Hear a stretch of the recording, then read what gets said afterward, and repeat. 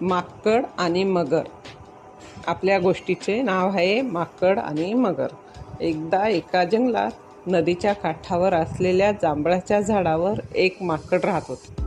त्याच जंगलात एक मगर आणि त्याची बायको राहत होती. एके दिवशी मगर नदीच्या काठीवर येऊन झाडाखाली विसावला.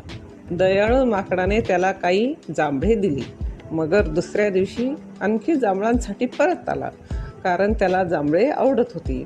जसजसे दिवस जाऊ लागले तसतसे मगर आणि माकड चांगले मित्र बनले. एके दिवशी माकडाने मगरीच्या पत्नीसाठी काही फळे पाठवली. तिने ती जांभळे खाल्ली आणि तिला ती आवडली. पण तिला मत्सर वाटत होता, कारण तिला तिच्या नवऱ्याने माकडासोबत वेळ घालवणे आवडले नव्हते. तिने आपल्या पतीला सांगितले, जर फळे इतकी रसाळ असतील तर माकडाचे हृदय किती गोड असेल. मला माकडाचे हृदय मिळवून द्या. मगरीला आपल्या मित्राला मारायचे नव्हते, पण पर्याय नव्हता. त्याने माकडाला त्याच्या घरी जेवायला बोलावले आणि त्याच्या पत्नीला त्याला भेटायचे आहे असे सांगितले. माकड आनंदी होते, पण पोहता येत नव्हते, म्हणून मगरीने त्याला पाठीवर घेतले.